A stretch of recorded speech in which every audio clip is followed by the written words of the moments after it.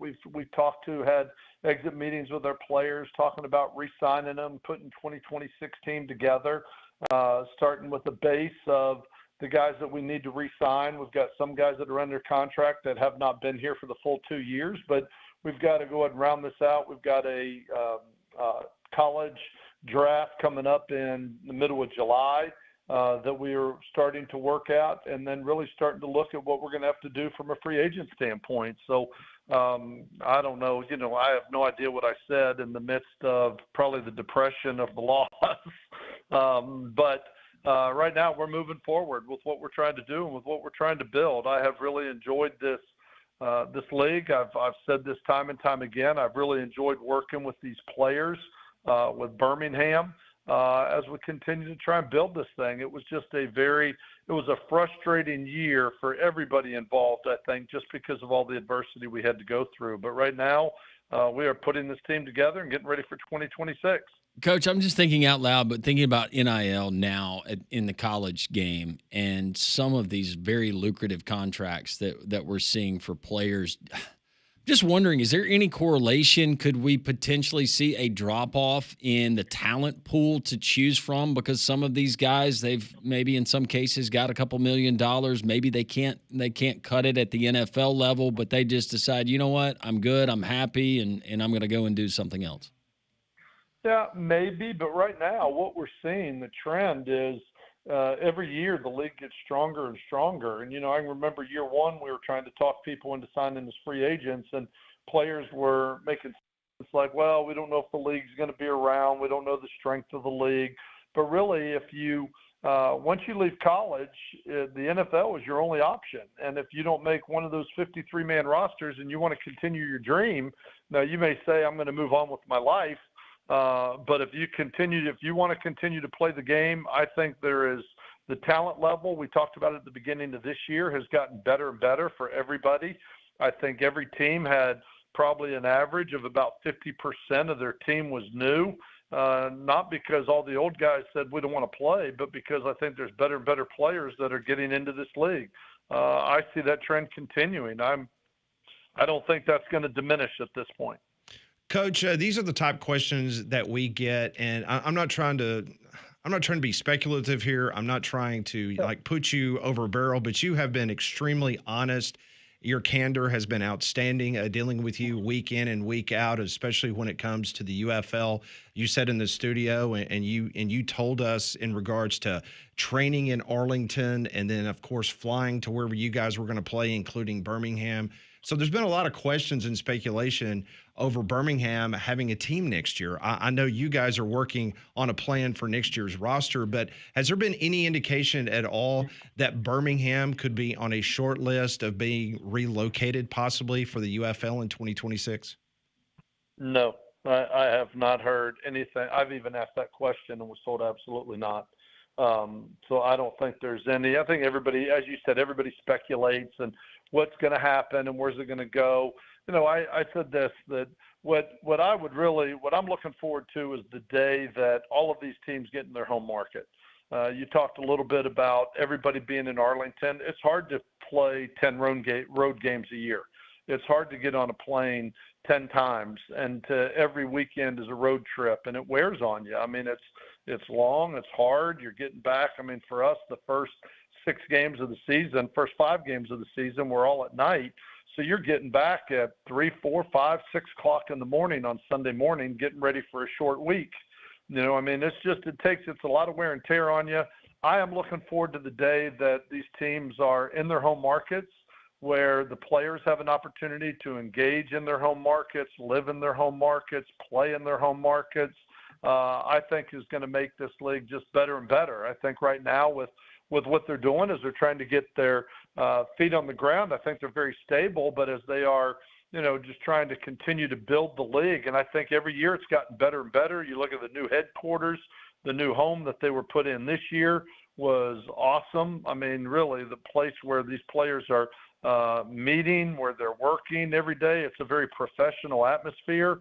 I think there's a lot of positive things with the league, but I am really looking forward to the day that everybody gets in their home market. And I have been I have not been led to believe that Birmingham in any way, shape, or form will not have a team next year in 2026. I know that you're technically on vacation time, and we certainly appreciate you making time for us. But what does vacation look like for you besides talking to us about the season, and what are your plans for the rest of the summer, if you don't mind sharing?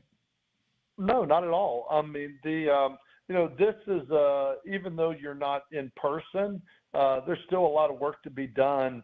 It's not an 8 to 5 job during the off season. There's work to be done to get your players under contract, to get ready for the July draft, for college draft, get ready for free agency. There's pieces as it goes on. I'll be back in Birmingham for a clinic on July 23rd. But right now I'm going to go spend a couple of days with my dad over the Father's Day weekend.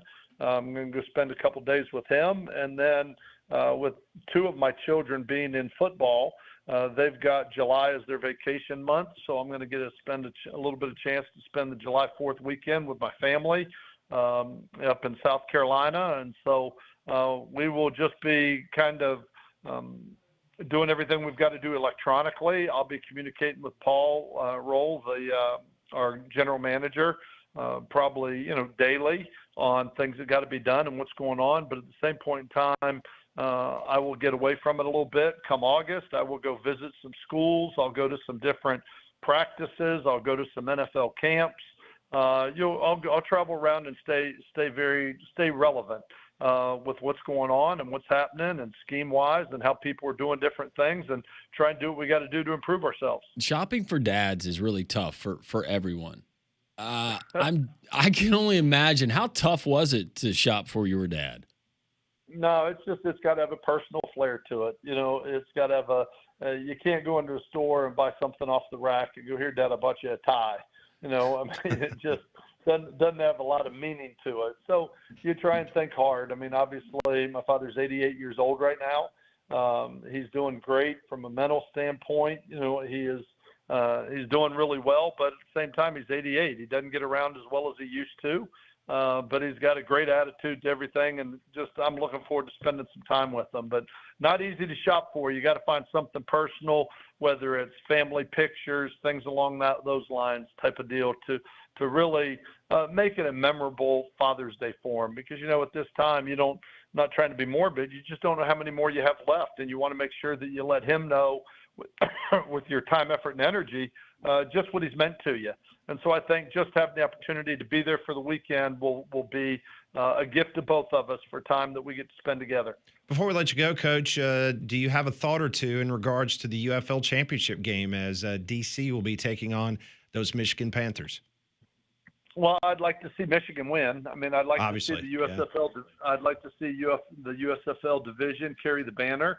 I'm a huge fan of Coach Nolan and the job that he does. They've got a tough football team. I think both teams are really good. I think it ought to be a very entertaining game, but I'm certainly going to be cheering for Michigan in that one.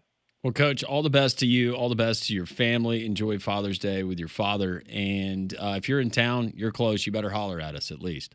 Well, I will be there the 23rd, and I look forward to seeing y'all when I'm there in town. Looking forward to coming back to Birmingham, as I always enjoy my time spent there in Birmingham. Coach, the feeling is mutual. Thank you so much. Have a great rest of your day and a great weekend, and we'll talk to you very soon. Appreciate you guys. Thanks for your time today. We appreciate you. Coach Skip Holtz of the Birmingham Stallions. All of our guests join us on the Higginbotham Hotline. You deserve solutions that are built for you. Higginbotham is your one-source solution for insurance, financial, and HR services. Water can find its way into your crawl space, bringing dangerous mold and mildew and rot into your home. That's why APS, or crawl space encapsulation system, can stop that water, keep the pests out while lowering your energy costs. Call APS today at 205-951-9717 or visit them online at alabamaprofessional.com. Very encouraging comments from Skip Holtz. We'll break that down as we continue. Three-man front on Jox 94.5.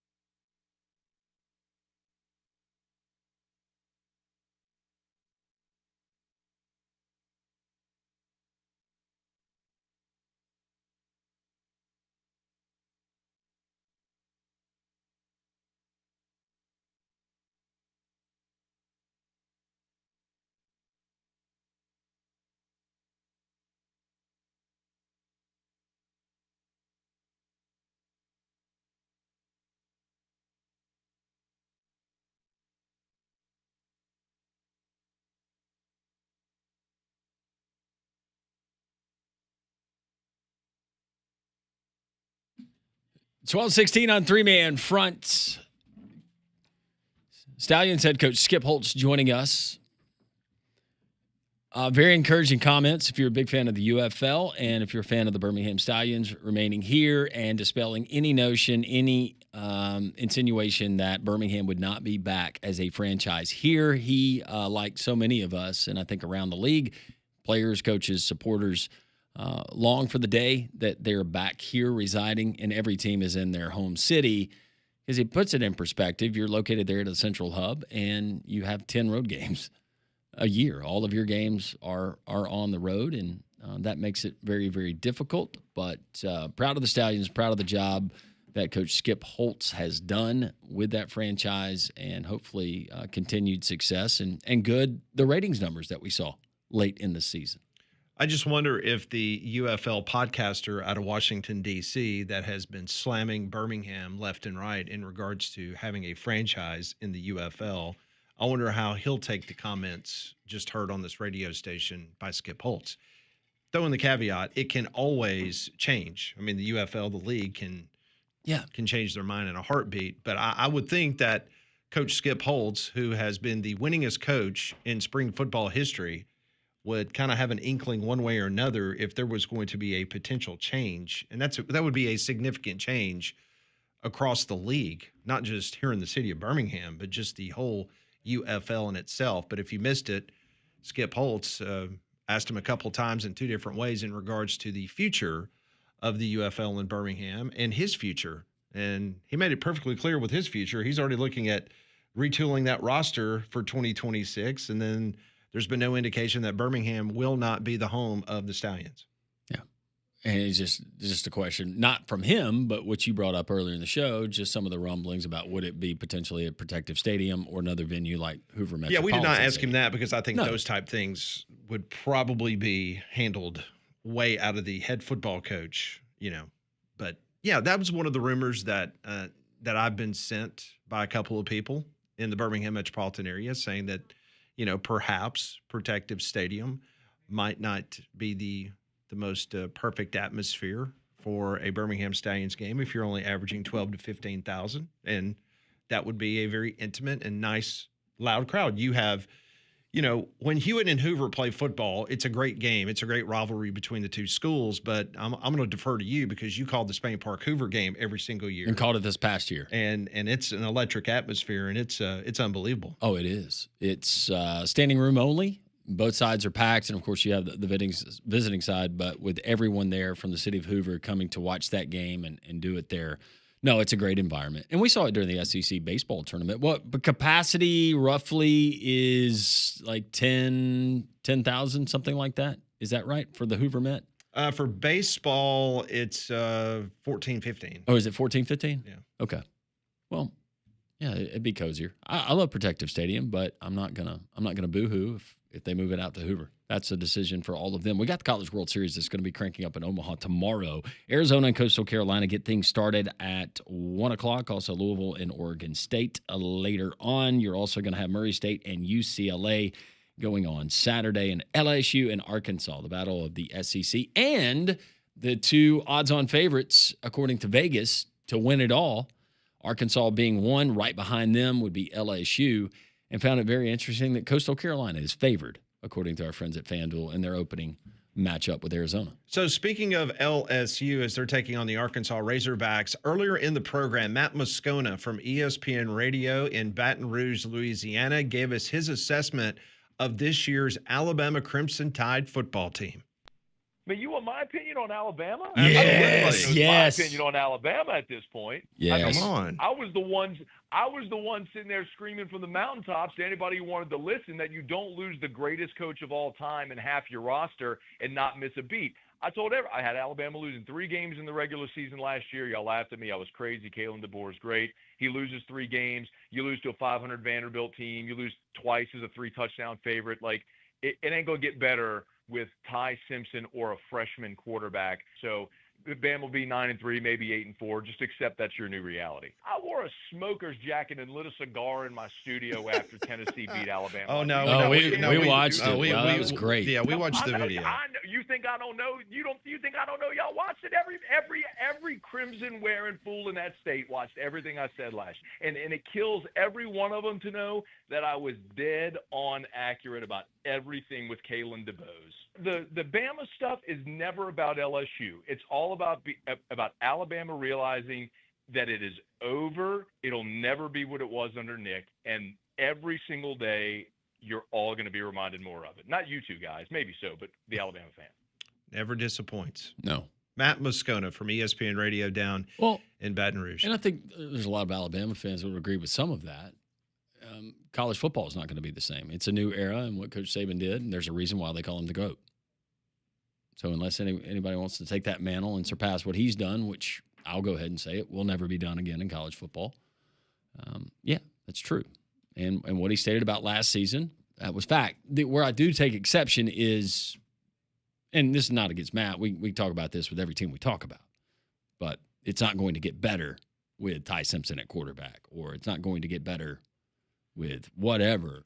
I think that there's a lot of reasons to think it will, especially at the quarterback position, with just having a guy back there that maybe doesn't take as many chances and kind of keeps things in between the lines more. Well, and to be fair, if you're an LSU person, Jalen Milroe is probably the best quarterback you've ever seen in your entire life with what he did the last 2 years against them. And he made mention and made light and poked fun at LSU for not tackling. Jalen Milroe still hasn't been tackled. So I can see where he would say, oh, they're not going to be as good without Milroe. And maybe not against LSU, but I think generally a lot of people are excited to be moving. But something that I sense in what he told me, it's put up or shut up time for Brian Kelly. I don't think there's any question. I think if he doesn't get into the college football playoff, he's gone. He's done. This is it. Got to be. So 9-3, Garrett Nussmeier wins the Heisman, but you don't make the playoff. He's done. You're done. Well, you think about it. What he's had. I mean, the Daniels year, they gave him that pass just because the defense was historically bad. But with Nussmeier coming back and then all the money that they've spent on this roster with the 18 guys coming in, yeah, you can't get it done now. Would you say that Brian Kelly is the best coach they've had since Nick Saban? Yes. I agree with that.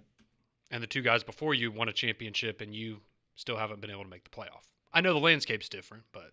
Well, the other thing about what Matt was talking about, it's very interesting because people have different perspectives of what's important. For example, we all know that if you don't have a high-caliber quarterback in this league, you're not even going to compete, period. And I understand his questions about Ty Simpson, and based on what, obviously, Milroe did against LSU for 2 years, that's in your mindset. But just because you went out and spent all this money on this talent like LSU did, it did not get Ole Miss into the college football playoff, and you had a great point. Fourth-year quarterback in Jackson Dart, and you couldn't get to the playoffs. And I think we were more confident in last year's Ole Miss than we are in this year's LSU. Correct, because we could have. Let's just face it. Based on Ole Miss schedule last year, it was like, okay, Georgia, big game for Ole Miss. LSU will be a big game. Big game. But no one in the right mind thought that you would lose to at Florida or Kentucky.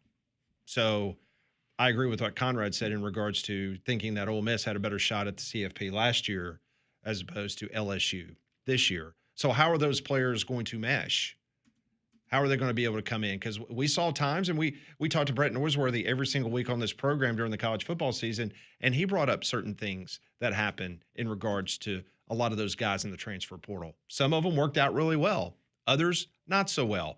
It's what Tommy Tuberville used to talk about when he was the Auburn head coach, about transfers from junior college. It is a crapshoot, because how are those guys going to, mesh together as a team in regards to what they're going to be able to do during the regular season? And when you get a little adversity, what's going to happen?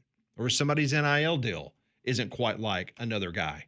It really is a difficult aspect for these coaches now to try to navigate. It's not just season long, it's week to week. You couple in NIL. What is buy-in of this guy? Maybe he didn't get enough targets in the last game. Is he really focused, dialed in this week? So many things that go into it as opposed to what we think we used to have to deal with on a weekly basis in college football. The Twin Peaks Twitter poll question of the day here on Three Man Front. Which state of Alabama head coach has the most pressure to succeed this season? We gave you three options: Trent Dilfer, Kalen DeBoer, and Hugh Freeze. As of this moment, the listeners of Three Man Front, you said 56.3%. Hugh Freeze is the one that is the most pressure to succeed this season. Coming in at number 2 is Kalen DeBoer at 26%. Trent Dilfer at UAB at 17.7%. Things have kind of interesting. It's kind of moved a very interesting way, Conrad, since earlier this morning. Yeah, it's a lot different a few hours ago. I don't think we're surprised that Hugh Freeze has the majority of the votes there, but Kalen DeBose being in second is maybe a little. So I'm gonna start calling him that. Kalen DeBose? Yeah, Matt. I accidentally said it earlier. Just rolls off the tongue. It does. Hey, if they lose to Florida State week 1, I'm definitely calling them that the rest of the year. Cool. That's when things change. That's when the season narrative changes. I know. Just imagine Alabama loses to Florida State. LSU beats Clemson by 3 touchdowns. Be a fun Monday show. Who is going to be the scapegoat? They lose to Florida State. Is it DeBoer or is it your quarterback? Oh, it's probably Ty Simpson. Yeah. If that happens, people are, oh, where's Keelan? Put him in there. Okay. Well, fingers crossed it doesn't. Yeah, fingers crossed it doesn't happen. Our quarterbacks don't get hurt. We just hurt other teams' quarterbacks anyways. We'll be fine. Are you a fan of New Jersey high school baseball? Who isn't? It's great. It's the mecca Are you kidding? High school baseball, isn't it? You get a Coney, go watch a game. Don Bosco, that's a school. It's a high school in New Jersey. Okay. That sounds like a okay. Hitman. Yeah, it does. They're taking on Christian Brothers in one of the classifications state championship. Just those 2 names. They were tied 4-4 after 8 innings, and then the game was suspended last night due to municipal regulations about not playing too late into the night. Okay. You know, Asha, for example, they have a curfew. They have rules in place to ensure that contests do not begin a new inning of play after midnight, and to ensure that the contests that begin before midnight are not played past 12:30. We ran into that a couple of years ago. There was a lighting situation. We were taking on Bob Jones High School in Huntsville in the playoffs, and we were supposed to be playing at Madison City School Stadium, and the lights were out. They went out. Like, we literally went through warm-ups. We're getting ready for kickoff. Boom. Transformer, something happened. Lights went out. So got a crew over there. They worked on the lights, and never could get it going. And so then you're looking at options. And, of course, Bob Jones at the time, they offered to put us all up in hotel rooms and play the next morning. And we, as in Hewitt Trustful, said that's not going to happen. None of our players have clothing to sleep in. They don't have toiletries. They don't, we're going to play tonight. And so they moved the game from Madison City School Stadium on one side of Huntsville to the other side of Trustful, other side of Huntsville, where Alabama A&M used to play before they built a stadium. So you played one game in 2 stadiums. We warmed up in one stadium, getting ready for kickoff. Lights went out. Then they were on the phone with the Alabama High School Athletic Association saying, hey, look, you guys need to give us a waiver on this 12:30 a.m. type situation, because there's no way that we're going to be able to get everyone from this stadium to the new stadium and give them a little bit of a warm-up and then play a football game and be done by 12:30. And we're not staying here in Huntsville. Like, we got to get this done. So we literally did that. Alabama High School Athletic Association would not give us the waiver. And so we had 2 things that we had to worry about. One, starting the fourth quarter before midnight and being able to get out of there before 12:30, because it was the Asha rule. And we got over there, got kicked off after 9 o'clock, and got everything inside that window and was able to get it all played and get back to Trustful after beating Bob Jones But Christian Brothers and Don Bosco, New Jersey high school baseball, went through the same thing last night. They're coming back today to finish up. They will start the top of the 9th inning. So they went 8 innings. And so they'll start the top of the 9th inning today at 3 o'clock. Well, if it's a tie game right now, right? Correct, 4-4. Yeah, I guess you do go ahead and crank up the concession stand and get everything rolling. But we had a situation, got weather delayed. We had completed 3+ quarters in football, and it was a monsoon. And then overnight, they realized that the field was unplayable. It was scheduled for the next morning. So actually moved from across just outside of Birmingham to the other stadium the next day and kicked off at 9:15, 9:30, and it was right where they left off. It was wild. Imagine us tearing everything down. No. I was going to add Pat Smith is a part of that broadcast crew.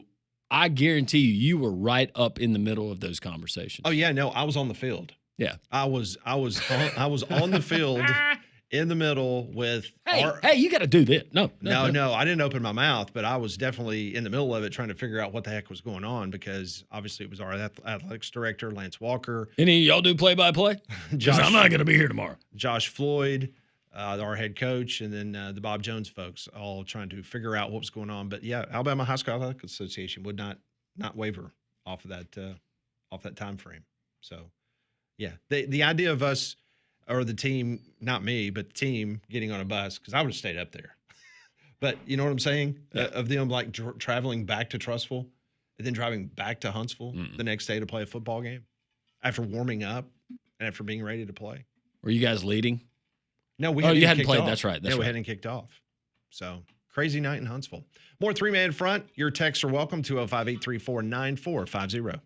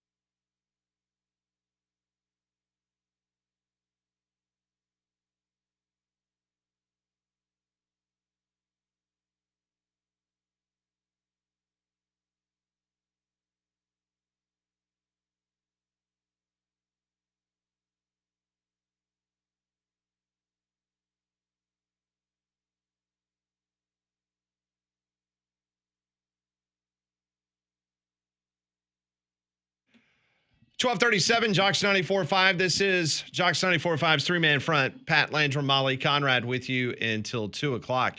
If you missed any of our interviews this morning, including Matt Moscona, ESPN Radio, Rodney Orr from Tider Insider giving us some recruiting updates, Rob Pate from the loveliest village on the plains, and we just heard from Skip Holtz where the headline is that he is already working on the Stallions roster for 2026. And there's been no indication, as he has asked the league officials in regards to the city of Birmingham, that there would be a change or relocation of the Stallions. Well, I know that Skip Holtz, and just having those conversations, he would love for the team to be here in Birmingham, to be hubbed here in Birmingham, and he genuinely loves the city of Birmingham. He said he and his wife, they fell in love with it when they were able to stay here originally when everybody was housed here. So for all of that, we hope that happens, but that's good news for the Stallions, it appears, in the immediate future. In honor of our great country and for our friends at Mandu in downtown Homewood, to help in the celebration of the 4th of July, they're offering all new clients who sign up for Mandu between now and the end of July 10% off the first month for any program that you sign up for. Mandu is electrical muscle stimulation, fitness, electronic pulses that go from a machine to a suit that you're wearing when you do a 15-minute workout. And because of that technology, 15 minutes, that's all it is. It's the equivalent to putting your body through 6 hours of exercise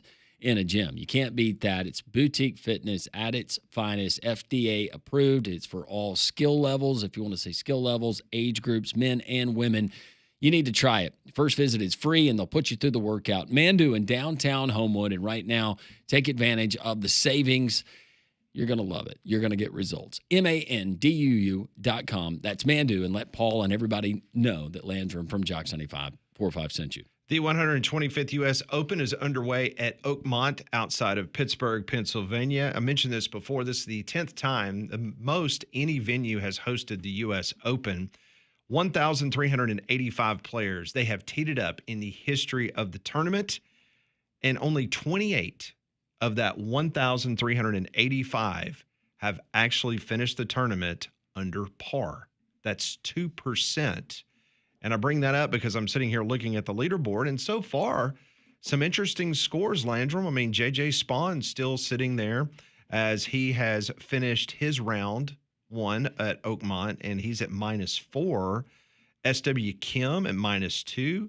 You got Dietrich from Belgium. He's at -2, along with Lawrence from South Africa. He's at -2. So some pretty good scores so far with the rest of the majors in regards to the tournament. They are just now getting underway for the rest of the field. Yeah. Interesting to see how some of the other notables and how they fare. There at Oakmont, of course, that plays no favorites, a 5.5-inch rough where every blade of grass is perfectly manicured to stand up straight and to give grief, nightmares even, to some of America's greatest golfers and the world's greatest golfers. By the way, Phil Mickelson, he's +4. By the way, Phil. Oh, wow. Yeah. I thought we were like going to live coverage. Didn't know that one had lyrics. Thought it was just the instrumental. Let's do the live drop in. Yeah. Well, I don't think that -4 is going to win this thing. I don't think so either. I think Spawn got out. I didn't watch his round, but I would like to see some of those shots that he was able to hit. I wonder if he was telling himself, like, that'll never happen again. Also, the leaderboard, Justin Thomas, the pride of the University of Alabama. He's even through 2. Brooks Koepka also even, as is Jordan Spieth. And Scotty Scheffler just teeing off, even par. You think Scotty goes low? I mean, he's just so good, just in that zone last couple of years. When it's all said and done, how many do you think are in negative territory? 2, 3?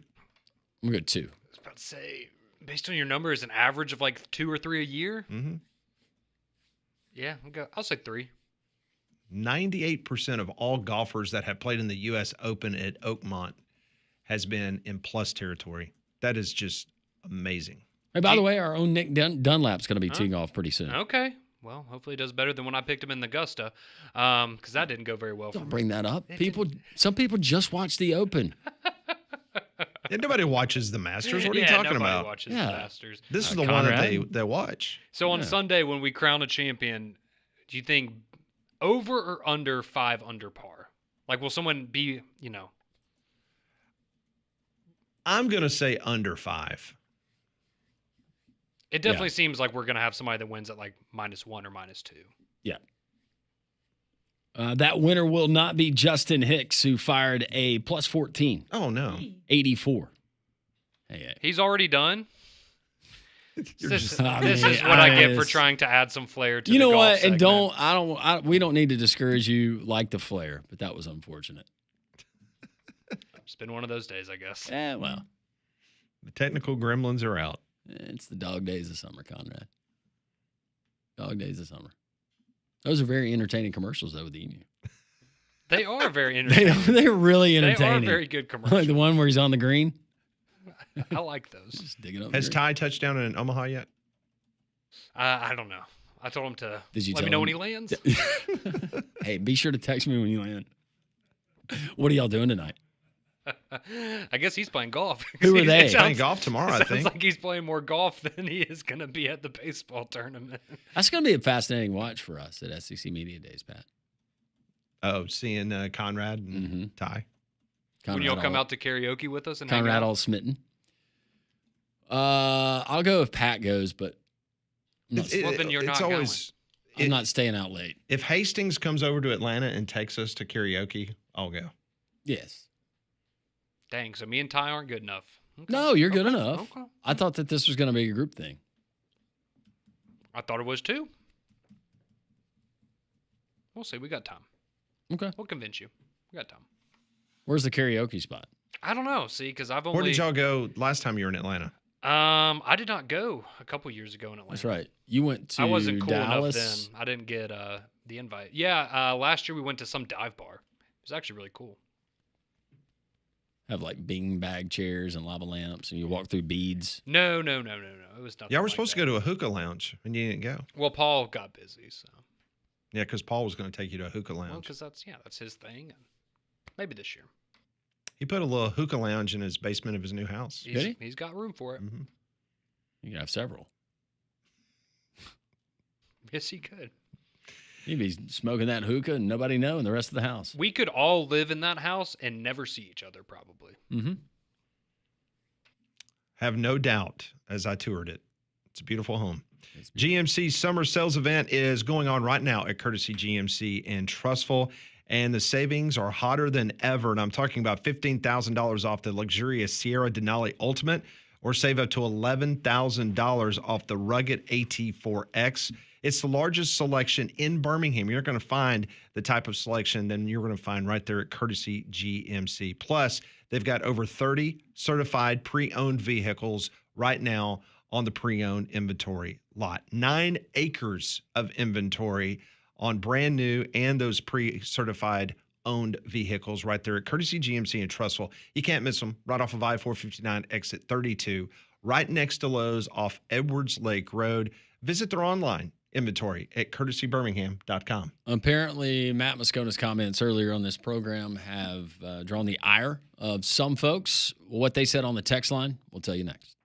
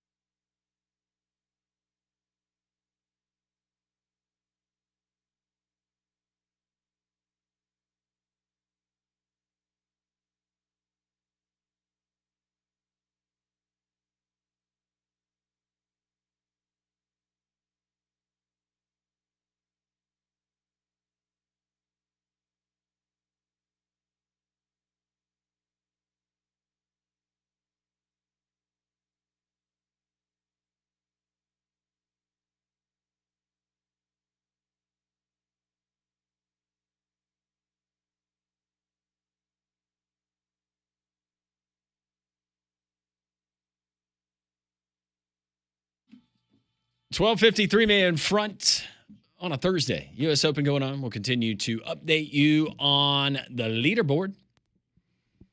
4 under right now from J.J. Spawn, and he is finished for the day, but a lot of other golfers struggling here in the early going, and there's a lot more golf left this weekend, and I'm guessing that the course will continue to get tougher and tougher.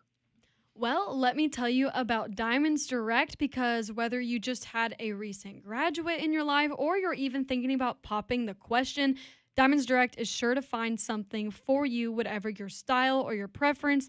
They'll have you covered. And if not, no worries, because their diamond experts can help you out with a custom design. I always love going into the showroom. It's absolutely beautiful with thousands, and yes, thousands of options. So like I said, you are sure to find the perfect piece that matches your style and your budget. That's our friends at Diamonds Direct. Text line is open, 205-834-9450. A lot of reaction to Matt Moscona's visit with us this morning. In case you don't know who Matt Moscona is, he's a radio host there in Baton Rouge. He's a friend of the program. Big Alabama fan. He does not like Alabama. You can go back and listen to it. You can certainly do that, joxfm.com. Think of the person you know that hates Alabama the most. Matt Moscona hates them more than that person does. And you should take that as flattery. Yes. And there's a reason why. Because he has gone through a lot of heartbreak in his life, obviously. And it's not just Alabama. Some of the other losses that they've had and the viral tirades that have gone out over the airwaves.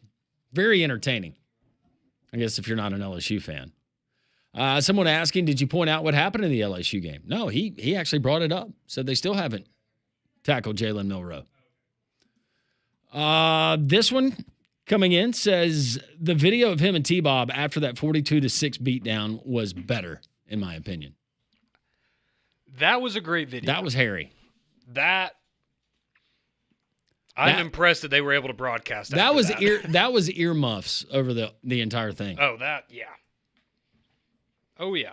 Brandon says, hey, guys, I went to Irwin with Rob, and I was wondering if he knew where Rod Rutledge was these days. He was our star tight end and played at Alabama. I think he went to the NFL. I was just wondering what he was doing these days, if you guys had time to ask. We did not, unfortunately. We can try to look it up. Back to potentially the Hoover Met. It's not even a story, but would that be an option for the UFL? Wesley and Chalkville asked, wouldn't the SEC tournament being in May prevent the UFL from using the Met? Well, for that 1 week, it would. But you have, 5 road games? So... yeah, if you looked at what happened on the UFL schedule this year, there was a situation where San Antonio did not play their first home game until week 5. Now, if you remember, their home is home of the Final Four. So, obviously, they were... I have a lot of bull riding events out there, too. So, I think it would definitely be possible. But I'll be honest with you, based on the people that I talk from a technical standpoint and TV, they love Protective Stadium. They love it. I mean, the high camera angles, the large Jumbotron. The Hoover Met has a nice Jumbotron, but it's nothing compared to what you have at Protective Stadium. And I think from a technical standpoint, I'm not sure the television folks would want to leave Protective Stadium. And as we know, that's the most important thing for them. That might be a good poll question, though. Would you be more likely to go watch the Stallions at the Hoover Met or Protective Stadium? Because maybe some people would prefer Hoover Met. But overall, Birmingham ended up about 1,200 fans less in attendance per game this year as opposed to last year. Conrad's Uncle Jerry from Hayden says, how many more times are we going to have to listen to that bull junk? That dude is jealous. Barefoot, toothless, Cajun nut. LS Who is just like the Barners. They could play another 300 years and never accomplish what Alabama has. RTR, all caps, the number 4, life in all caps, football emoji. And that's why you listen to stuff like Matt Moscona and you can laugh it off because you understand that you don't want to hear somebody talk bad about your team, but everything Jerry just said there, I agree with. And Don Bosco is a highly regarded Catholic high school in New Jersey. It has many accredited alumni. So, as usual, Landrum ridiculed something he knows nothing about. Thanks, Robert. I just said it sounds like a hitman. I know who Don Bosco is. He's About to say, I've watched their games on ESPN for years. Football. Sounds like an Italian restaurant. Yeah. I'd eat there. But thank you, Robert. We continue. 3-man front. Jox 94.5, JoxFM.com, and the Jox 94.5 app. We do have Pat Ponders. We'll do that in the next hour. And the worst thing that Conrad has seen.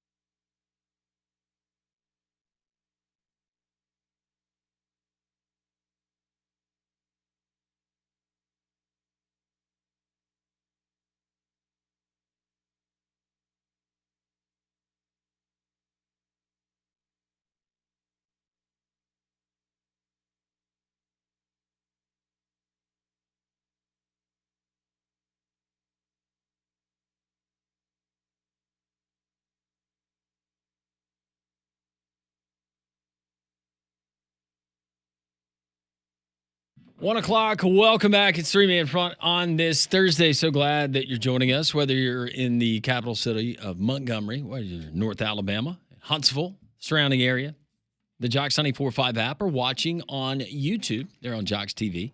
Thank you so much. We appreciate you every single day. U.S. Open, first round going on right now. J.J. Spawn is the leader at the top of that leaderboard. He is 4 under and finished for the day. Right behind him is Siwoo Kim at 2 under, as well as Tristan Lawrence and Ben Griffin, an American. Besides J.J. Spawn, right now is 1 under par, but also another American is 1 under par. Through 2 holes, guys, Scotty Scheffler has scratched. He is now 1 under. But that is that scores, as Pat mentioned, historically, 2% of the golfers have finished with a subpar final card. 28 total in 9 tournaments. Somebody's going to blow a shoulder or a wrist out of the rough, which is 5.5 inches. Pretty rough. Pun intended. Sepp Straka, Birmingham's own. Even par. Who you hang out with at Piggly Wiggly? No. I did see him at I'm pretty sure it was him. Pretty sure. Well, Did you not go? I looked at my phone. I was like, that's definitely Did you him. not look at his golf bag? Was his name not on the golf bag? I didn't want to interrupt. He and his caddy were on frozen food aisle. Oh, he had Caddy with him. Caddy was Caddy pushing the cart? Is that how that works? They don't allow carts on the PGA Tour. No, I meant the. No. He was carrying the bag. Okay. Put all of his groceries in the golf. I'm pretty sure it was him. Maybe not. If not, then there is there's somebody around His the doppelganger Vestavia lives around area. here? Yeah. Yeah, that certainly could pull off the Sepp Straka look. Jordan Spieth, 1 over par, as well as Dustin Johnson. But a lot of golf left there at Oakmont in Pittsburgh. And our buddy Doug Bell told us just how tough it was in the tabletop type greens and the stimp meter reading just stupid numbers. And you watch some of the putts and you can quickly see those are quick. So one of the more dumb-assery statements I think I've ever seen came from former Alabama running back Justice Haynes. He was doing an interview with On3 Sports, and he was talking about how quickly he's been brought into the Michigan culture because he transferred from Alabama to Michigan. He was talking about whether you are the best player or the worst player on the team, you have to meet a certain standard, and it's the Michigan standard. This isn't the dumbass part of the statement. He says, we don't like Ohio State. We don't wear red. But in this interview, he also pointed out that Sharon Moore reminds him of a young Nick Saban. Quoting now, he's going to kick it with you. He's going to have fun with you. But then there's also a time to be serious and a time to be disciplined. That is the most ridiculous statement I've ever heard in my life, comparing Sharon Moore to a young Nick Saban. Also, I think the way that he describes Sharon Moore probably describes 90% of college football coaches out At there. least today, now. Yeah. Because if you don't kick it with the boys, guess what? You're not going to be there. You're not going to be there. You're going to leave. No. And because that was the first thing. It was like, I mean, were you kicking it with Nick Saban on a regular basis your 1 year that y'all were there together? Did Nick Saban delete 53 text messages from someone that was sign stealing in a program and lied to the NCAA? Did Nick Saban do that early part of his career at Michigan State? I don't recall that now. No, I don't think that he You did. got to be kidding me that Justice Haynes believes that Sharon Moore is a young Nick Saban. I also love the part at the beginning of him talking about the Michigan-Ohio State rivalry like he's already like deeply ingrained in it. It's like, dude, you've been on campus for 2 months. Like, it's just How much did he get to go? more than we wanted to pay him. There are plenty of other coaches out there that I would say, okay, I'll give you the benefit of the doubt of saying that that's a potentially young Nick Saban, but it ain't Sharon Moore. I was about to say, if we're talking about Dan Lanning, maybe you could have an argument there. I mean, I think Kirby would be about the only coach that people would say you could even have that, comparison to. But, whatever. They paid him a lot of money, so he's going to talk up his coach. And just as Haynes was around Nick Saban so much, the twilight of Nick Saban's career, and he wants to give this old wisdom of, it reminds me a lot of a young Nick Saban. I wonder how much young Nick Saban kicked it with players. Well, he didn't. Outside of the lake in the summer, maybe. And that didn't come till much, much later because we learned yesterday in the Bill Clark podcast that you'll hear tonight that we recorded, that he was talking about lake houses, and it was Tommy Tuberville that told Nick Saban that kind of talked him into getting a lake house. Really? Yeah. Mm-hmm. That was good advice. Yeah. So he went to Lake Burton and got him a house, and then obviously he was on Lake Tuscaloosa. Well, if Sharon Moore doesn't have more success in future seasons, he will have plenty of time to kick it. I've also never seen Nick Saban cry after winning a football game. Well, no, not. Maybe he has, though. Well, that's between him and Miss Terry. That's right. And we'll let him have that. Yeah. I don't mind Sharon Moore showing emotion. No, I mean, I get it was just kind of the whole circumstance that went into that situation. But okay. Yeah. So, yeah, yes. But, yeah, showing emotion as a coach, I don't think there's anything necessarily wrong with that. But it is funny that would you have Sharon Moore in your top 20 college football coaches? Off the top of your head, probably not. I hate top 20s when we're putting those kind of lists together, but I feel pretty confident that you would not be in that discussion. I think that you could make a valid argument and keep him out, and nobody would really have a problem with it. And part of that is limited time that we've seen Sharon Moore as a coach and who he followed and what they did under Harbaugh. That's fair, yeah. So give me your top 3 coaches that potentially would remind you of Nick Saban, a young Nick Saban. You said Dan Lanning. Yeah, Dan Lanning. Kirby. Does Kirby still count? Yes, I'd still count Kirby. Who would be a third? Younger coaches that remind me of Nick Saban. Kenny Dillingham? Dillingham would be a good one. Yeah. No nonsense.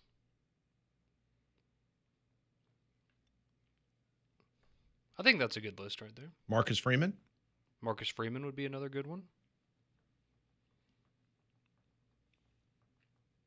See, but then when you get to like the bigger name coaches, like I don't think any of them.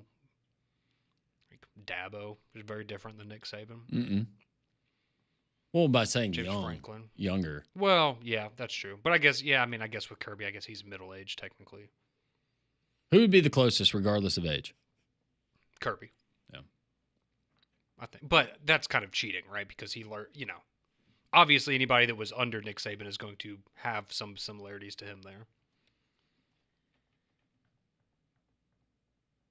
Apparently, it's as we expected. The Matt Moscona clip has pretty much gone viral. Oh, people are taking that run with it. Well, good. I bet he just lit up a cigar, put his feet up. I tell you what, the listeners of this radio station and this radio show, they are so creative. You should see some of the replies in regards to showing the clip of after the loss to Alabama this last year.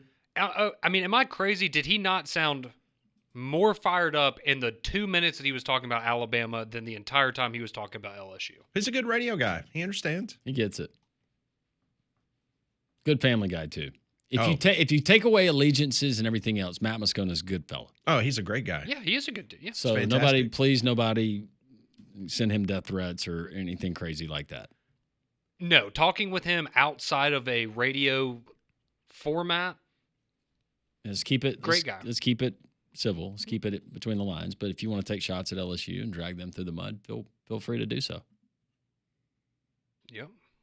Alabama fans, you got bragging rights.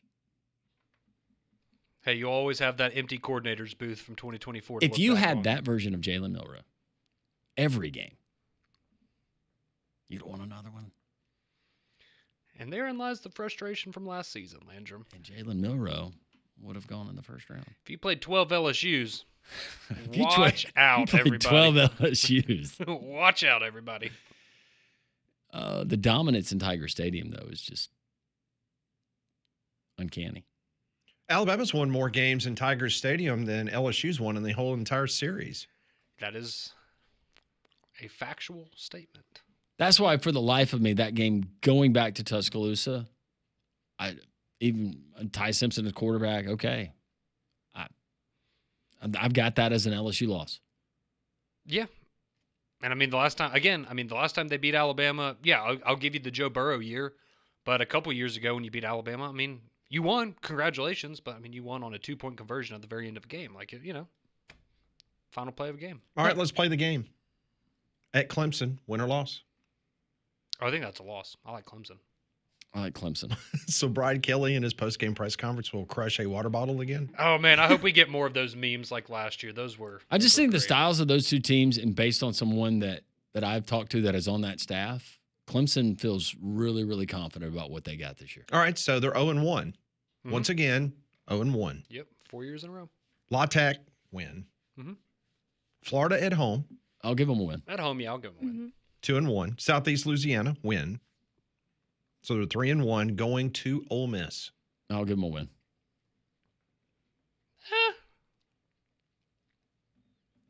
In Oxford, with the way that they lost that game last year. You're talking about like Oxford, like it's I know, but it helps. It's home field. 180,000 people. I think Pat and I are maybe in agreement on that one. But we'll give it for the sake of the game. You were in agreement in the game last year. That is true. And that didn't go very well. All right, so you're giving LSU a win at Ole Miss. Yeah, for the sake of the game. Yeah. All right, so it's 4-1. Yeah. South Carolina at home. I'll give them a loss for that one since I gave them Ole Miss. I think they split. So those. they lose at home to South Carolina. I think they split those games. They win. So you got them at 5-1, Mm-hmm. and you got them at. South Carolina's going to 4-2. get that karma back from last year. What do you have them, Molly? I'll probably give LSU. It's at home. So do you agree? I'm with Landrum. So only one loss so Yeah. far, 5-1. 4-2. At Vandy, Win. Diego Pavia's crying. Texas A&M at home. Win. Yeah, win. At Alabama, Loss. Loss. Bad loss. Like embarrassing loss. Arkansas at home. Win. Maybe interesting, but win. Yeah. Yeah. Western Kentucky Yeah, win. at Oklahoma. Loss. I like that. So you got them 3 losses, 9-3. 9-3. Yeah, I think. And depending on what else shakes out in the SEC, is that good enough to make the college football playoff? Yeah, because it wasn't last year, but maybe this year will be. Because losing to Clemson probably won't hurt them much because Clemson will be very high up in the college football playoff rankings. Then you kind of get your swagger back. You get wins over Ole Miss, South Carolina, my opinion. But what if Oklahoma ends Florida. up being as bad as Oklahoma was last year? That's true. And then you lose at Norman, just like Alabama did. And that's what keeps LSU, you out of the playoff. and keeps you out of the playoff. Yeah. No, the wanna get Oklahoma my hopes prediction up by for me, number one, it was on the road, being at the end of the season, kind of being squirrely, but a lot of that is predicated on a quarterback, an offensive coordinator, and Brent Venables knowing that his job is on the line. So based on that breakdown, do you still have them at 9-3, or did you have I had them them at 8-4? 8-4 because I had them splitting Ole Miss and South Carolina. Good grief, 8-4. He will be fired if he goes 8-4. Yeah. I agree with that. I think if he doesn't go to the college football playoff, they fire him. I don't even care how much. It might be down in the 50 millions now because it was, I think, low 60 million. Him and DeBoer was very close in regards to their buyout. I think that they're probably already got enough people saying, okay, we're going all in this year. We're paying for all these dudes out of the transfer portal. But if you don't make it to the college football playoff, we got to reset this thing. Okay, so if they canned him this year, 51.7 million. Okay, so that's down. But it goes down next year after 2026 to 42 million. When do we move to the 16 team? Next year. Next year. Okay. So you give him one run this at that? season. Well, because what if he finishes, let's just say 13th in the rankings? You're like, oh, well, next year we'd be in. Yeah. Would you still fire him if if it was an expanded 16 and he was in the college football playoff. I think it would also. missing the college football playoff and going 9-3. How do those losses look? But going 8-4 and missing the college football playoff gets him fired. I think 8-4 definitely. I think 9-3 you're having it. I would maybe lean a little closer to what Pat's saying, where he thinks he's gone anyways. But I think that also would maybe be dependent on who you thought you could get to replace him. Oh, that's the question. Because and listen, they were very fortunate last year. We all know that they should have lost at South Carolina. Oh yeah, no, South Carolina got screwed out of that game. That should have been a loss, and they only beat Vanderbilt by 7 points. Well, so did Texas. Yeah, Vanderbilt beat some teams. Mm-hmm. But that 3-game stretch of losing at Texas A&M, losing to Bama and Florida. Yep. And A&M's that's another team. See, and that's the thing with a lot of those games that I feel like there's a few coin flip games on that schedule for LSU, no doubt about it. And who would they get to replace a Brian Kelly? See, and that's the thing. You just wait it out for another year, like you're saying. Come on, Jimbo Fisher's sitting right there, ready, guys. No way. He's ready. You're gonna go down the road to New Orleans? His old get AD. John Summerall? His old AD. So woo him? Do you think they would? I don't know. They would go that route? That would be a heck of a job. Familiar with the area, though. At one time, though, remember Billy Napier, his name potentially being linked to that job, and them saying they're just not going to go. Tom Herman too almost proud. took the They're job. not going to go that route and get somebody from their own state. Was that when he went to Texas? The other offer was LSU? Mm-hmm. Well, they dodged a bullet on that one. Yep, they did. More of your text messages, 205-834-9450. This is Jox 94.5's Three-Man Front.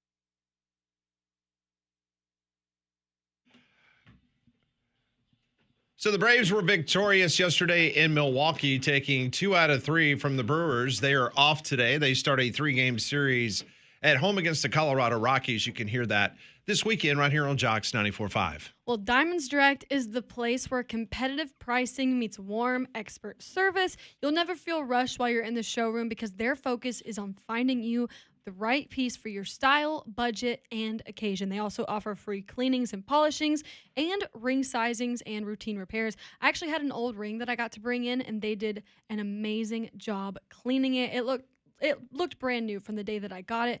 Also, when you are ready to upgrade your diamond, you will receive 110% off your original purchase price towards your new selection. And that's a signature perk that only they can offer, and it truly sets them apart. So Diamonds Direct is the go-to place for life's most meaningful moments. So I've got another thing that you and Dorothy can do in Atlanta next time you want to go hang out and watch some Braves early season action. What? Well, the Atlanta suburb of Forsyth County has approved a $3 billion developmental area, which is going to feature an 18,000-seat arena, which is considered an NHL-ready arena for a new franchise in Atlanta. Both of Atlanta's previous NHL franchises left for Canada. You remember the Flames and the Thrashers? I was about to say the Thrashers, I remember. Yeah. The Atlanta Flames back in the 80s, and then they left. Does the Atlanta Thrashers ever good? I honestly couldn't tell I you. don't feel like I ever heard anything about them being good. I love my Braves. Nothing against Atlanta, but if I'm going to travel to watch the NHL, I will go ahead and go to a Preds game. Well, you want to see the Catfish. Who doesn't? Yeah. Does Atlanta need another No. NHL franchise? No. Because the last time when they brought the Thrashers in, they said, well, Atlanta is, such a melting pot now. There's so many people from the north have moved to Atlanta that this isn't easy. They will support it and it'll be no problem. So then they move to Canada. A lot of people have threatened to move to Canada over the years. Now, if they want to bring a team to Yeti or to Atlanta and let them be the Atlanta Yeti, You're all in? I'm all for that. Because we missed out on that with Utah. So Yeah, I don't know. I don't know what all Atlanta needs except for maybe more roads. yeah, an extra lane on every road. Yeah. That would be great. Yeah. But I mean, if they want to do it, fine. There are a lot of people over, and we'll have to ask Barrett Salee. A lot of people wanting hockey back in Atlanta, in Forsyth. I guess so. Maybe so now. The Braves have been so poor. Apparently, they've approved a something to $3 billion investment to build a 18,000-seat arena along with other commercial development. $3 billion. So is there any, I guess, information? Because I would assume if you're adding one in Atlanta, you would also be adding another one somewhere else, right? I would assume. It's just like I know that that would make sense. Adam Silver, the commissioner of the NBA, he was given an interview, I think yesterday, and he was talking about an NBA expansion. Mm-hmm. That's what Landry really Landry's wants. like, yes. That's all what we Landry need. really like wants. two more NBA franchises. Where would you put those? That's what I don't know. I defer to Conrad to tell me what would two good. I can give you a long list of baseball cities. Yeah. In the pecking order for And baseball. you go back to expansion. a city where one moved. Well, I was about to say Vancouver, I think they want Seattle, one back? I think Seattle is the biggest. Okay, Seattle would make sense. That's the easiest path for the NBA. Yeah, I mean, we're going to talk about it anytime there's expansion. Like Nashville, I would think would probably be on a short list as well. But is that something that would do well in Nashville? I think everything's going to do well in Nashville these days. I think Kansas City would be back on the board. Yeah, that would be. They had the Kings. Las Vegas. Yeah, the Las Vegas is probably. I think Vegas would be a good one. Seattle and Las Vegas. That would be an easy. Yep. I guess you would just have to maybe move someone from the West to the East Conference. But yeah, Joe from Vestavia just texted in. He echoed what Molly said. I mean, you got the Aces. Seattle and Las Vegas. And Tom Brady could own the NBA franchise. Yeah. did you see that they're building a Tom Brady statue? They announced that this morning. The Patriots, they're going to unveil it at one of their home games this year. Hopefully, it's better than the Ronaldo one. Is he going to be wearing Uggs? I can only hope so. Will he be in a Bucks jersey? It's going to be him and Bill embracing. That'd be great. You know, the Patriots can build the real statue, and then Tampa Bay can build the statue of him throwing the Lombardi off the boat. Or getting helped off of the boat Or getting after he had his 2 beers. That's right. I've been told Houston is the other potential NHL city. Okay. Atlanta and Houston. I mean, they love the Stars in Dallas. I know that. Yeah. They do quite well there. Put one in Houston. Because they're going to lose the Roughnecks. Something to fill the void.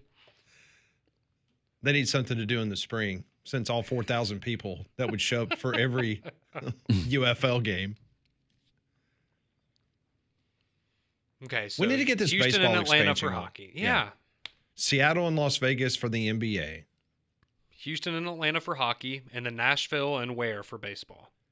I say Nashville and Salt Lake City. Okay. Okay. Salt Lake City's got the money. They've got the funding. Their stadium plans are through the roof in downtown Salt Lake. It's really, really, really good presentation. And they got the money. So would you just stack it up? I mean, I guess you would have to do it this way, where one division in each league would just have an extra team. I have been told by people inside Major League Baseball that I have relationships with that towards the end of this decade, they are going to reshuffle the National and American leagues. That the divisions that you currently see, for instance, the Mets and the Yankees would be in the same division. Okay. The Cubs and the White Sox, same division. So I'm guessing you would have what, like you would have like the Mets, the Yankees, maybe Boston, and Mm-hmm. And then somebody else, for the Philadelphia? Braves, you would have the Rays. The Rays, the Marlins, possibly Nashville, interesting. all in a I'll division. take it. I'm all for that. Can we No. do that now? I've been told that they will absolutely reshuffle. So the way that you see Major League Baseball divisions now, by the end of this decade, will be So the old completely American different. and National Leagues as we know them. Well, they'll have to be. They'll be changed because obviously the New York Mets have always been a National League Yeah. team, and if they're going to be in the same division with the Yankees, Well, now that the rules are the same, I guess it would make sense that you would kind of Mhm. mix that stuff up. So do you know, and you may not, is that tied to expansion or is that regardless? no, I was told that would be all included together. Okay, this would just be a That big by change. the end of the Okay. decade, you'll have 2 other franchises, Okay. and when those other franchises come in, that's the opportunity for them to absolutely reshuffle. So and put Detroit, everybody in. Interesting. Molly's Detroit Tigers, they would be with Milwaukee. That or obviously still Cleveland and the Chicago Reds and the franchises. Guardians. Possibly, yeah. And I Kansas guess, City and St. Louis would be in the same, so do you know because there's 3 divisions, right? And so now you would have 16 teams in, I guess, the American and National with the expansion, right? So would you There'd go be to 4 4, divisions and yes. 4 teams in each division? 4 divisions, 4 teams in each. I like this. Yeah. Yeah. Let's get it going. And that's coming from a legitimate source. This is not some pie in the sky. I personally hate it because I'm just old school. Yeah, you want to stay the way. I want to stay national. I want pitchers to hit in the National League. Yeah. So Would California just that would all be California teams? pretty much. Mhm. Yeah. Yep. I mean, it almost is now, but you add the Angels and the who else are we adding? Well, you have Angels, Dodgers, Padres, and the Athletics, and they're That would be they- in Las Vegas. They're going Well, to be in Vegas. I mean, yeah. You would add the I guess the Mariners. You would just stick the Mariners in there. Yeah, and then you could have Salt Lake City and the Colorado Rockies and the Diamondbacks playing together, and then you throw in. Then maybe that's where the A's would go or something like that. So yeah, stay tuned for that. I like it. Keeps it fresh. I know you're a traditionalist, but when your team's 9 games under 500, you're looking for. Well, I was about to say if you You're looking land towards the future. division with potentially Tampa Bay, the Marlins, and an expansion team, the Braves might go and win 15 straight division championships. Well, you would have the Nationals too, right? Well, if you're going 4, or Nationals would be with the Orioles. Mm-hmm. And then you'd have to figure out. It's like the SEC quad well, system. then It's not going to all work out. There's going to be a couple where you'd have Pittsburgh, Philadelphia, probably Washington, and Baltimore playing together. Yeah, that would make sense. Interesting. You're going to hate losing the Pirates. How many wins you count on that? It's a beautiful stadium. It is a beautiful stadium. Yeah, PNC's great. Some people call it the best in baseball. Mm-hmm. They do. I'd love to go to a game there. When they're playing a good team. When Paul Skeens is pitching. So he can lose. Against the Cardinals. Yes. I guarantee you he's going to win go. that one. 4-3-man front. We'll do some Pat Ponders next.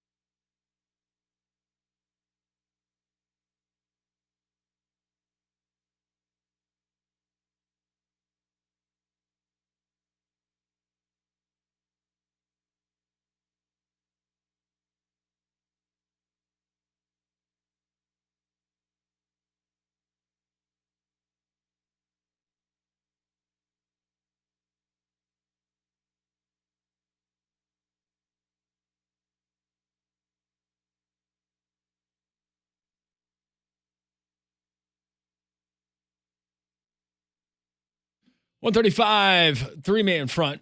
Speaking of Major League Baseball, game's going on right now as they head to the bottom of the fifth inning. Rangers leading the Twins 7-1. Sorry, Beebs. And the Mets continuing to dominate first place in the NL East. They are beating the Nationals 3-0 as they play in the bottom of the fifth. You got other games coming up later on, including Pat St. Louis Cardinals as they take on the Brewers, fresh off of getting beat 2 out of 3 to my Atlanta Braves. And you got the Yankees in action a little bit later on. And we are on a hot streak when it comes to prize picks. We'll have some of our prize picks and daily projections coming up in just a little bit. But right now, we got 5 questions from Pat. We'll try to answer as a group. This is what we call Pat Ponders. I want to know what you're thinking.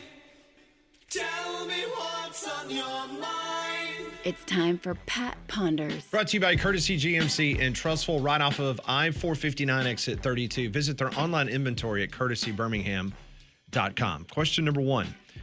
Which of these betting favorites, not named Scotty Scheffler, would you personally like to see win the U.S. Open?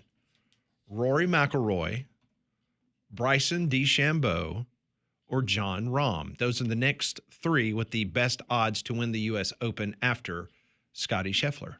I think Bryson DeChambeau. I've softened a little bit from back when When kind him of and just Koepka? he kind of just struck me as a meathead, but I think that he is. I don't know. For me, anyways, he's become more appealing, not only as a personality but also as a golfer. I'd like to see him do it.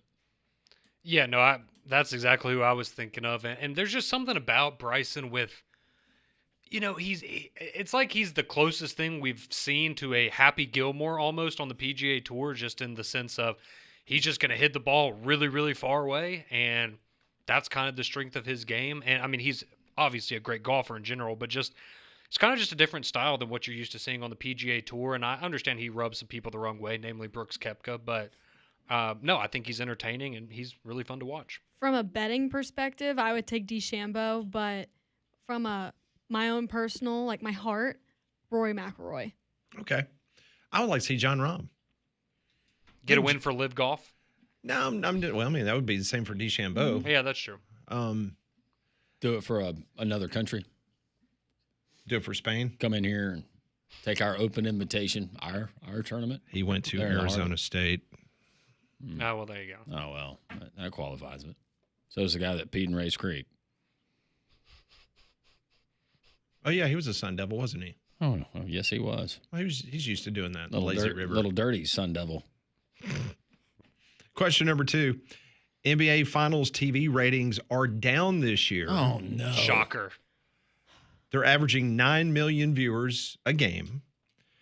Do you believe a WNBA Finals with Caitlin Clark would have higher TV ratings than this year's NBA Finals? No. No? No, I don't. I'm also going to say That's a no. great Pat question, though. Landrum, did you say no? Yeah, no. I mean, it'll probably be the most watched WNBA, but I don't think it'll beat the NBA. The NBA? Yeah.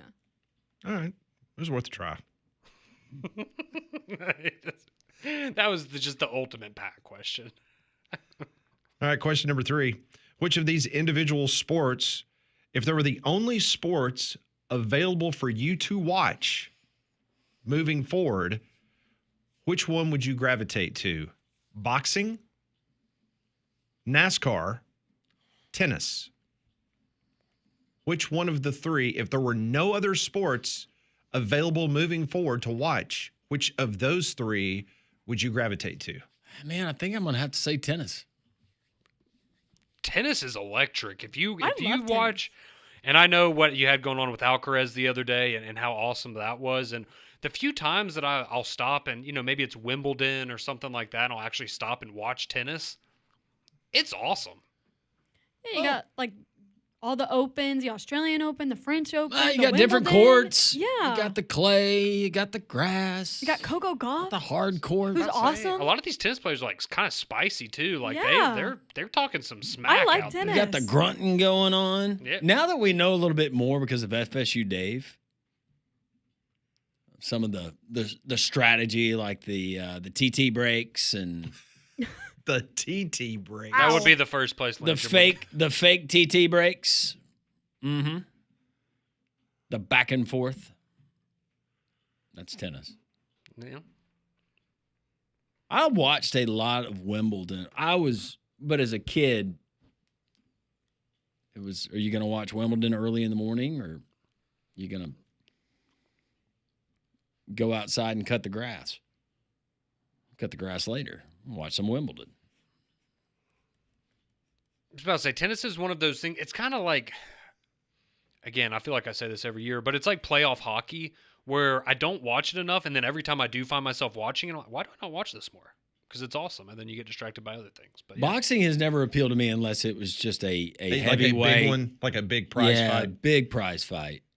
And then NASCAR, it's too tame now. I can't do it. Or hoping to see Mike Tyson lose It's like too in the uniform. third or fourth round. It's too uniform. I liked it when you had the other personalities. That's why I really enjoyed the Dale Earnhardt series. It made me appreciate, and it reminded me of why I watched. And unfortunately, you knew that there was a good chance that something catastrophic was going to happen. The other thing with boxing is you're going to have to shell out a little extra cash when you want to see a lot of those fights. I'm not trying to do that on a regular basis. I just don't like fighting, so. So you go tennis? Yeah. Okay. Next question. In the wake of the Beach Boys founder and visionary Brian Wilson passing away yesterday, where do you put the Beach Boys? Where do you rank them in the hierarchy of great bands? Are they a top 10 band all time, the Beach Boys?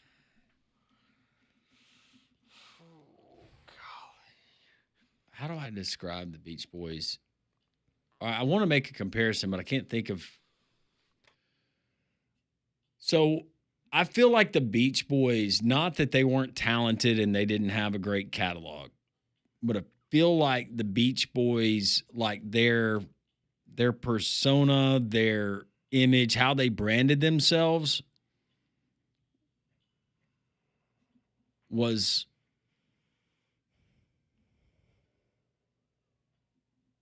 kind of helped get them to iconic status.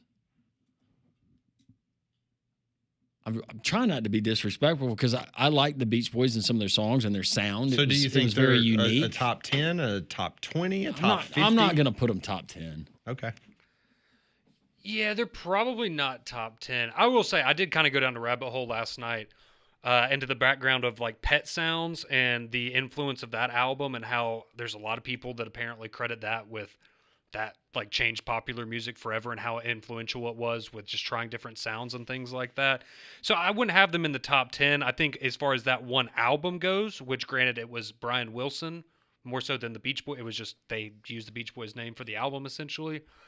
But no, I don't think they're in the top 10. Again, like you said, Landrum, they're fun, they're lighthearted. Like it's nice and easy going music a lot of the time. But yeah, when you talk about, the Beatles, the Rolling Stones, U2, bands like that, I don't think they're quite in that category. See, I think it's hard because, and granted, I'm a lot younger. Conrad and I grew up in a very different generation, but there's so many, like, when you're ranking all-time bands, there's so many different genres of a band, right? Because you have your Eagles type of band, but then you have the Beatles type of band, and then Beach Boys. So I don't know if I'd put them in my personal top 10, but I also would have to really sit and think about it.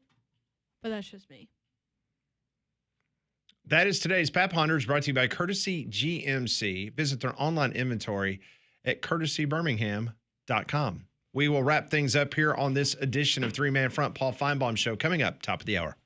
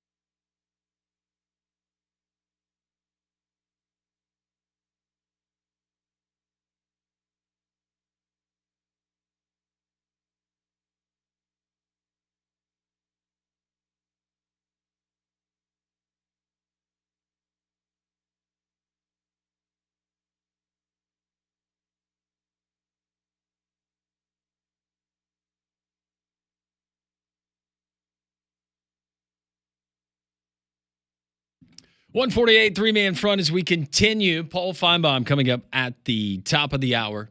Prize Picks had a couple of Jox listeners that have taken me up on Prize Picks, your daily way. If you're a fantasy follower or fantasy user when it comes to sports, if you want to win real money up to 2,000 times your money, hard-earned cash, you can do it there with Prize Picks. And we have been on a roll, Conrad, thanks to you and your helpful advice, not only from Major League Baseball, but also from the NBA. Good night last night. Really good night. Yeah. All right. I'm going to go in you guys' wheelhouse today. My Braves are off, but we're going to go professional baseball. We do have the Yankees as they are taking on the Kansas City Royals. Paul Goldschmidt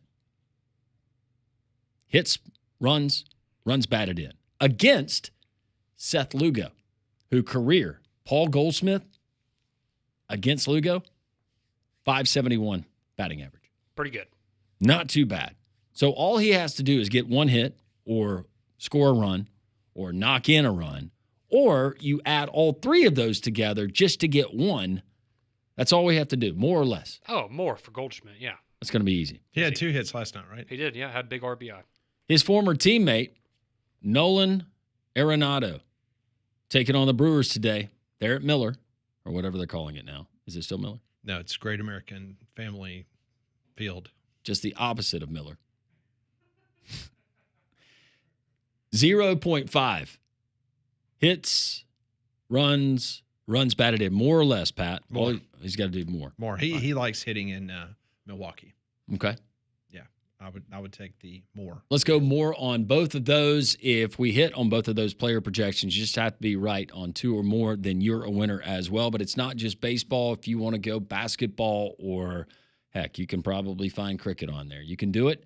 Download the Prize Picks app today. Fill out all your information, and your first $5 play, win or lose, $50 instantly back to your account when you enter promo code WJOX. So download the app, promo code WJOX, first $5 play, win or lose. You get $50 instantly. We appreciate our friends at Prize Picks. So tomorrow in Omaha, Nebraska, it will be the beginning, about this time, will be about 50 minutes into the first game of the day between Coastal Carolina and the Arizona Wildcats. That's the first game of the day tomorrow.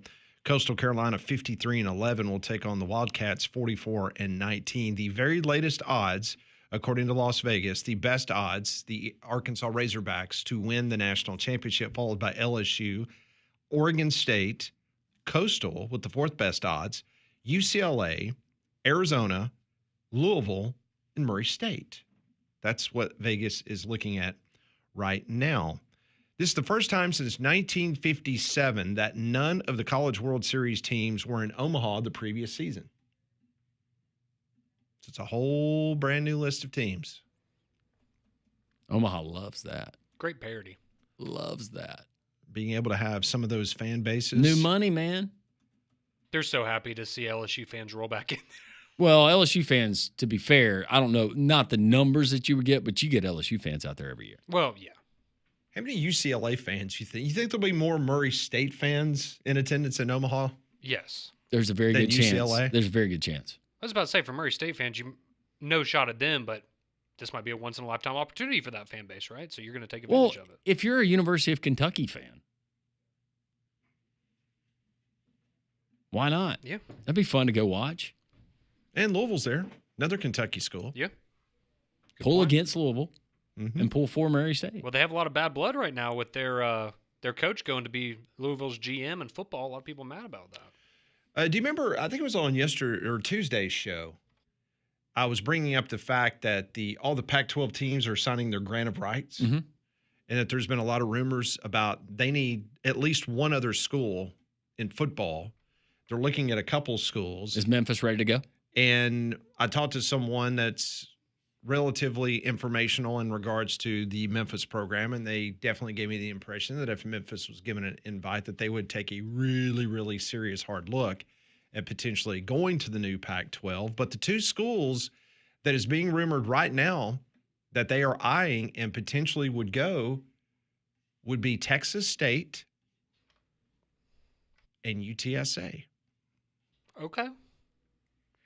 UTSA makes sense. UTSA and Texas State are the 2 teams being rumored right now that the Pac-12 is trying to maybe woo them in regards to coming on board. Interesting. But that doesn't make them a power. That doesn't make them the fifth Power Five, right? They've positioned themselves to, by definition. Well, that's why they need the extra team, right? Because it would then give them the eligibility. I mean, we wouldn't refer to them as that, but I guess technically. And based on the Power Five again. Yeah, and based on the House settlement and everybody releasing statements, they're including. See, I say that's Pac-12. we just make that the Pac-12. That's the league where we go through and we do it soccer style, right? The worst teams every year you get demoted, and the best teams from the second tier get moved up, and that's what we use the Pac-12 for. And that's kind of just your. It's a great idea. Be more entertaining than the product you're going to get in its current form. So. How much would you be willing to pay for that from a media deal? Well, apparently they've got 3 or 4 that are ready to sign on a dotted line. So, but the footprint of, it's a good footprint. It's a big footprint. I'm thinking of, I'm thinking about helmet. You're thinking brand. of helmet games? I'm thinking about helmet, brand. Honestly, I don't know. It's like you said, Conrad. If they want to refer to them as, Power Five, and that being the Pac-12, but. Oh, well, yeah, because they get to puff their chest out and go, hey, we get a seat at the table at the big boys' table, and then we all get to kind of laugh and mock at them. And now, UTSA in Memphis, that would get my attention, but Texas State and UTSA, that does not. See, if you had BYU, UCF, Cincinnati, like the additions we got to the Big 12, that would constitute a lot more. There's just not a whole lot of star power, in my opinion, that comes with some of those schools. No, and I mean, I think you could even get people on board with, like, the Boise States of the world, right? That stuff, like, there's some excitement around that, but yeah, not Texas State. Now, if TJ Finley was still there, we'd be on board. Yeah, that's going to do it for us today. We appreciate all of our guests. Matt Moscona, his comments, his entire interview can be found at joxfm.com. Rodney Orr, Tighter Insider, Rob Pate, and the coach Skip Holtz. Any portions of the show, you can always find them there. Have a great rest of your Thursday. God is great. Paul Feinbaum and the